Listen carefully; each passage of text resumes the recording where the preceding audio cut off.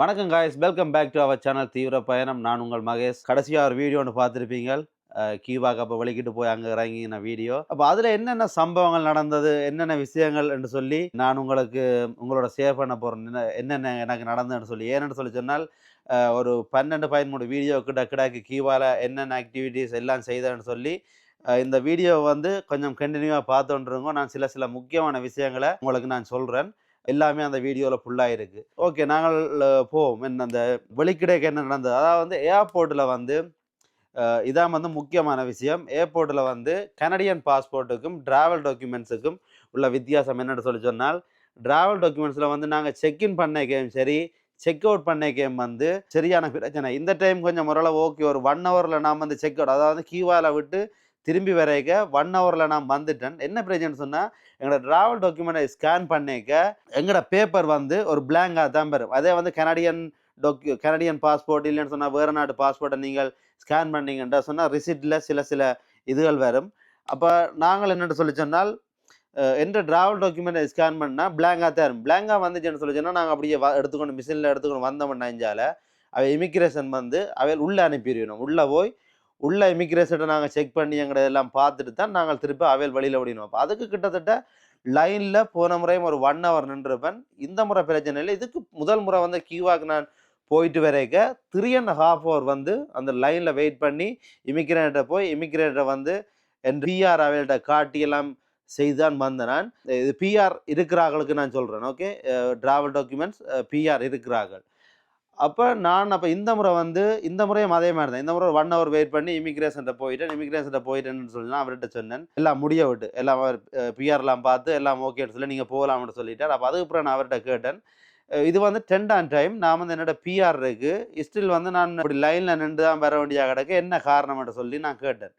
அப்போ நான் சும்மா கேட்டேன் அவர்கிட்ட. அவர் சொன்னார், நெக்ஸ்ட் டைம் நீங்கள் வரைக்க அப்படின்னு சொல்லி சொன்னால் ட்ராவல் டாக்குமெண்ட் ஸ்கேன் பண்ணாங்கோ, பிஆர் கார்டை ஸ்கேன் பண்ணி போட்டு வாங்கோ என்று சொல்லி சொன்னால் உங்களுக்கு ஓகே ஆகும்னு சொல்லி எனக்கு சொன்னவர். அப்போ இதே மாதிரி நீங்கள் செக்இன் பண்ணிக்கையும், அதாவது வந்து நீங்கள் வெளியில் போயிருக்க செக்இன் பண்ணிக்கையும் வந்து நீங்கள் வந்து ஸ்கேன் பண்ணி இதன்னா ஓகே ஆகும்னு நினைக்கிறேன். வரைக்கையும் நீங்கள் திரும்ப செக் அவுட் ஆகி இங்கே கனடா உள்ளே என்ட்ராக்கையும் ட்ராவல் டாக்குமெண்ட் ஸ்கேன் பண்ணாமல் பிஆர் கார்டை ஸ்கேன் பண்ணி பாருங்க. நானும் ஸ்கேன் பண்ணி பார்க்கல.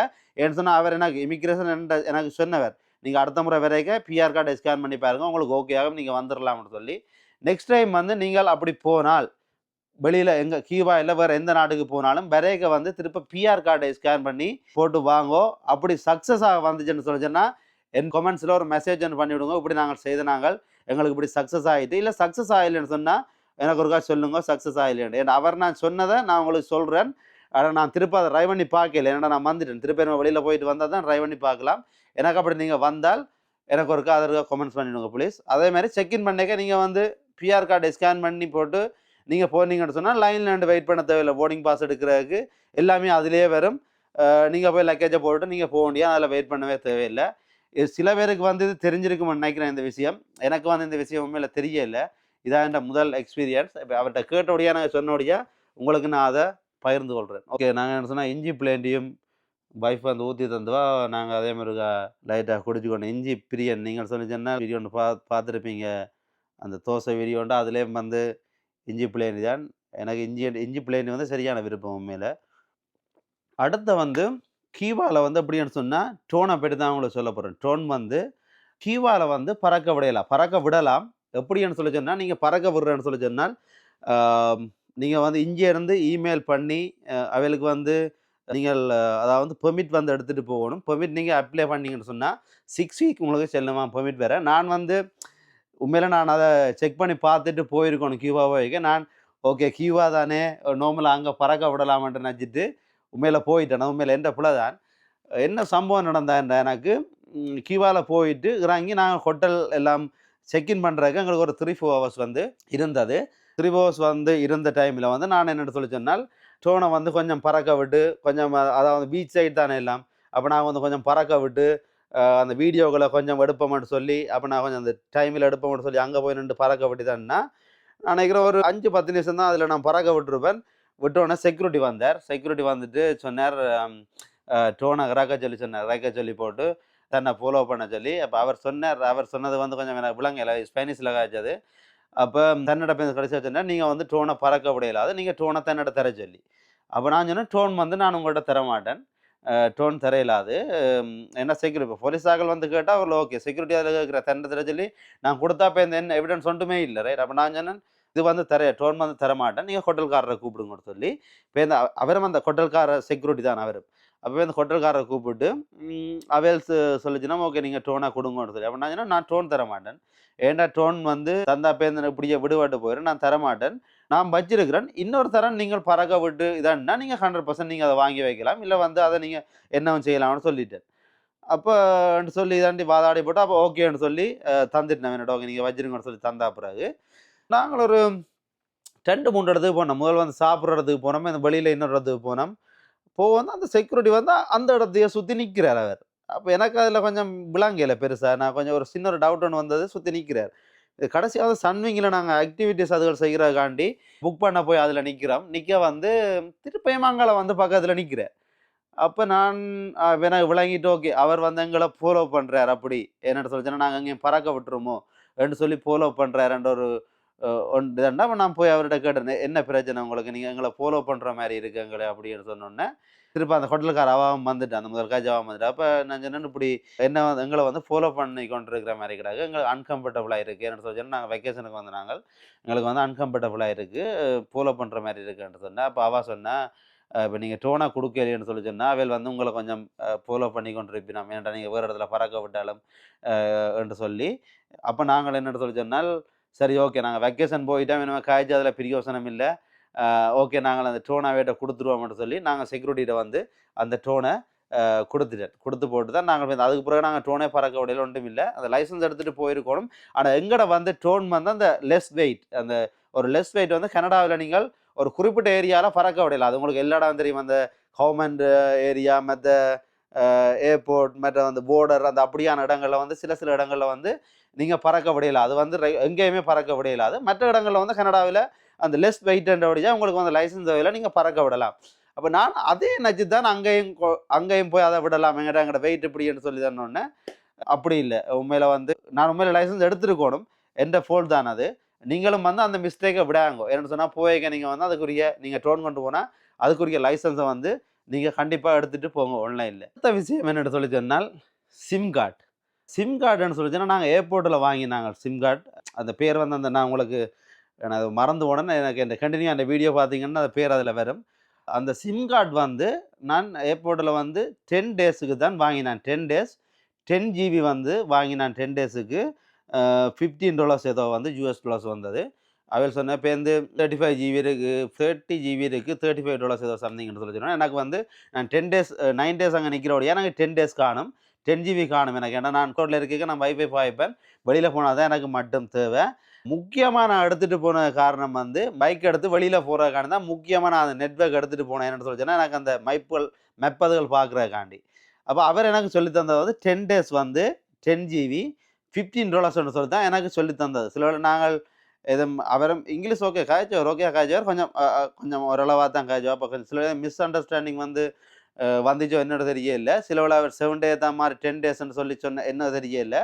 அப்போ நானும் ஓகேன்னு வந்துட்டேன். அப்போ நாங்கள் வந்து செட்டியா 9வது நாள் அதாவது 10வது நாள் வலிக்கிட போகிறோம், 9 நைட் 10வது நாள் வலிக்கிட போகிறோம். அப்போ 9வது நாள் பகல் வந்து நாங்கள் ஓகே ஸ்கூட்டர் மோட்டோவேக் எடுத்துகிட்டு போவோம்னு சொல்லி போட்டு பார்த்து இதாண்டி நாள் நெட்வொர்க் முடிஞ்சுது, நெட்வொர்க் வேலை செய்யலை. என்னடான்னு சொல்லி நெட்வொர்க் வேலை செய்யலைன்னு சொல்லி பார்த்துட்டு ஓகே 10 டேஸ்ன்னு சொன்னேன், இன்னும் 2 டேஸ் இருக்குது அப்படின்னு சொல்லிட்டு அப்போ நாங்கள் அங்கே லோக்கலில் இருந்து அவேண்ட அந்த பிரான்ச்சுக்கு நாங்கள் போனோம் என்னென்னு காய்க்கிறதுக்கு. அவையில் சொல்லிச்சுன்னா எங்களுக்கு 7 டேஸ் தான் அந்த சிம் வந்து தந்திருக்கணும்.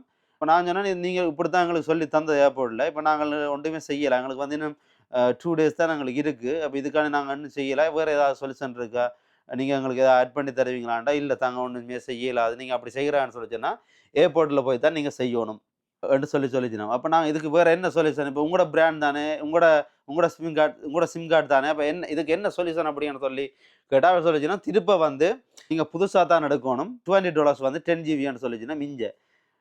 அப்போ நான் என்ன செய்கிறேன், எப்படியோ எடுக்கத்தான் வேணும், வேண்டாம் பைக் நாங்கள் ஓடணும் அப்படியா போயிட்டோம், அப்போ எடுக்கத்தான் வேணும்னு சொல்லிவிட்டு அப்போ எதுக்கு நாங்களும் இருக்கா பைக்கை போயிட்டு கேட்டுட்டு வந்து எடுப்போம்னு சொல்லி அந்த டைம் ஏதோ அதில் வந்துட்டு ரைட் பைக்கை போய் எடுத்துட்டு திரும்ப வந்து நாங்கள் சிம் கார்டு எடுப்போம் என்று சொல்லி போட்டு போய் பைக்கு அங்கே கேட்டால் பைக்கு அந்த அவைலபிள் இல்லை. ஏன்னு சொல்லி சொன்னால் அது வந்து ஒன்றில் ஏர்லியாக போகணும். நாங்கள் போன ஒரு 11 மணி அப்படி இருக்கும்னு நினைக்கிறேன். ஏர்லியாக ஒரு 9 அப்படி போனால் தான் அங்கே கிடைக்கும். இல்லாட்டி எல்லாருமே எடுத்துருவினோம். அப்போ நீங்கள் பைக் எல்லாமே எடுத்துருவினோம். அப்போ அதில் வந்து பைக் கிடைக்கல. அப்போ நாங்கள் வந்து திரும்ப வந்து சிம் கார்டும் வாங்கல. ஏன்னு சொல்லி சொன்னால் எங்களுக்கு அது தேவையும் இல்லை. நாங்கள் ரிசார்ட்டில் நின்று அப்படியே போயிடுவோம்டாக்காட்டி சிம் கார்டும் வாங்கல. இப்போ அதே மாதிரிக்கா மேக் ஷூர் பண்ணி என்னன்றக்கா வாங்குங்கோ. மற்ற வந்து மோட்டர் பைக் கதை அந்த இதோட டப்புன்னு சொல்லி மோட்டர் பைக் கதை என்ன சொல்லி சொன்னால் ஏர்லியாக போய் வந்து வாங்கிருங்க மோட்டர் பைக். என்ன சொன்னால் மோட்டர் பைக் நீங்கள் ஓட ஆசை விருப்பம்னு சொல்லி சொன்னால் ஏர்லியாகவே போய் புக் பண்ணி நீங்கள் போன நாள்ல இருந்தே அவருக்கு ட்ரைவ் பண்ண வலிக்கிடுங்க. அப்படி ஓட ஆசைன்னு சொல்லி சொன்னால் என்ன சொன்னால் சம்டைம் வந்து கிடைக்காது. ஏர்லியாகவே எல்லாரும் புக் பண்ணி போயிடணும். அப்போ சம்டைம் கிடைக்காது. அப்போ அதையும் கொஞ்சம் இருக்கா ஏர்லியாக புக் பண்ணி எடுக்க பாருங்க. கொஞ்சம் களைச்சாச்சு. டிஎம் இருக்கா குடிச்சு ஒன்று கயப்பம் உண்டு. பைப் வந்து பேசுகிறா மூச்சு முட்டா போகுது. டிஎம் இருக்கா குடிச்சு ஒன்று கதைங்க ஒன்று.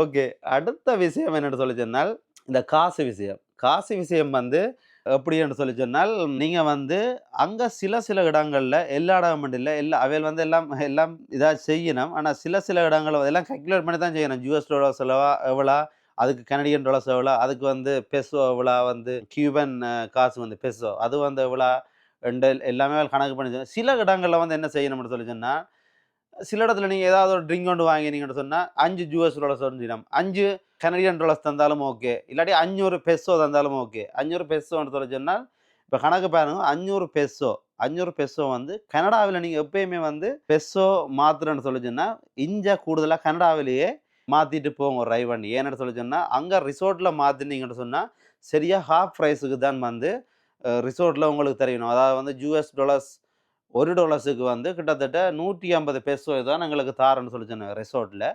இதே வந்து கனடாவில் நீங்கள் மாற்றுவீங்கன்னு சொல்லிச்சுன்னா சம்டே நீங்கள் 250லேருந்து 300 பெசோ மட்டும் வாங்கலாம் ஒரு $1.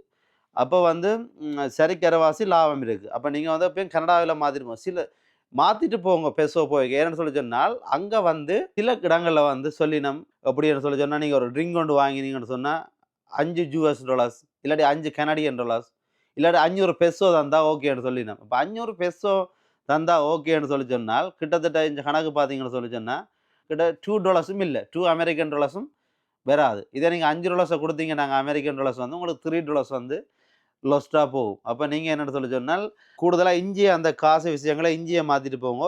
ரிசோர்ட்டில் போய் காசு மாற்றாங்கன்னு சொல்லி சொன்னால் அங்கே மாற்றினீங்கன்னா சரியான நட்டமாக உங்களுக்கு வரும். இஞ்சியை மாற்றிட்டு போங்க. அப்படி இல்லைன்னு சொன்னால் அங்கே வெளியிலே மாற்றலாம்னு சொல்லி சொன்னால் மாற்றுங்கோ அப்படின்னு சொன்னால் உங்களுக்கு ஈஸியாக இருக்கும். இல்லாட்டி வந்து கொஞ்சம் காசை வந்து அப்படின்னு சொன்னால் நீங்கள் கொஞ்சம் காசை வந்து சேவ் பண்ணலாம். மற்றது என்ன விஷயம், மற்றது எல்லாமே இதான் கொஞ்சம் முக்கியமான விஷயங்கள். மற்ற சும்மா பலமையாக அந்த நடக்கிற விஷயங்கள் தானே. இது வந்து ரெகுலர் இதுவும் வந்து கன பேருக்கு இப்படியான விஷயங்கள் தெரியும். இப்போ எனக்கு வந்து நான் இதான் செகண்ட் டைம் கியூவாக போனான். ஆனால் ஃபர்ஸ்ட் டைம் தான் இப்படியான விஷயங்கள் எனக்கு நடந்தது.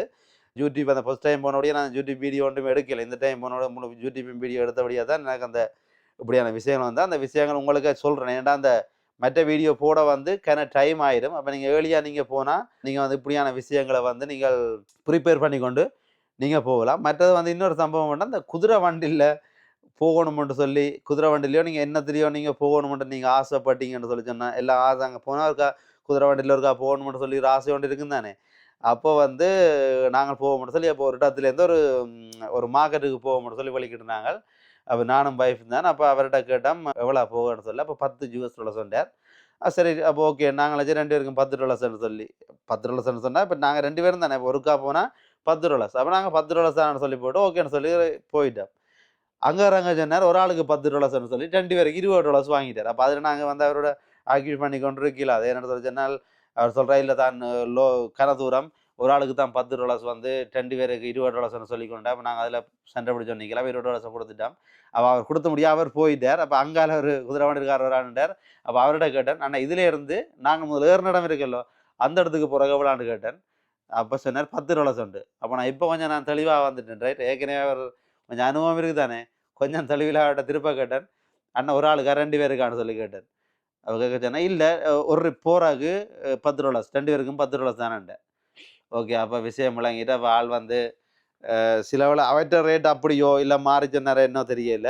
$20 வாங்கிட்டா. இப்போ நீங்களும் வந்து கொஞ்சம் அங்கே உண்மையில் வந்து கியூபாவில் வந்து ஏமாற்ற மாட்டோம், ஏமாத்துற அப்படி ஒன்று இதுவுமே இல்லை. எதர்ச்சியாக சும்மா இப்படி நடக்கிறது தான். சிலவில் அவர் சிலோட கூடுவா இருக்கலாம். சில நாங்கள் அவர் வந்து 2 பேருக்கு $20 சொன்னால் சில நாங்கள் போயிருக்க மாட்டோம். உண்மையில அது வேர்த்து இல்லை. அப்போ இப்படியான சின்ன சின்ன விஷயங்கள் தான். மற்றபடி ஏமாத்துற அப்படி ஒன்றுமே இல்லை. எல்லாருமே அங்கே ஓகே. எல்லாருமே சகஜமாக எல்லாமே சூப்பராக எல்லாம் நல்லா நல்லா சகஜமாக பழகும். ரிசோர்ட்ல எல்லாம் பார்த்தீங்கன்னு சொன்னால் நல்லா சூப்பராக கவனிப்பினோம் உங்களை. எல்லாமே சூப்பராக வெளியிலேயும் அப்படித்தான். வெளியிலேயும் அப்படித்தான். இல்லை எங்கே இடம் கேட்டாலும் எல்லாம் சொல்லி எல்லாம் சூப்பராக எல்லாமே தாண்டிவிடும்.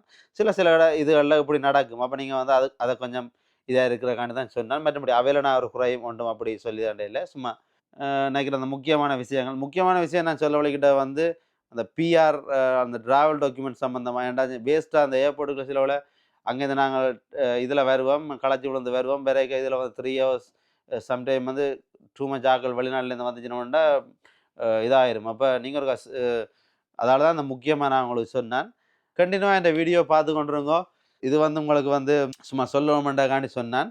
எல்லா ஆக்டிவிட்டீஸும் செய்தாங்க.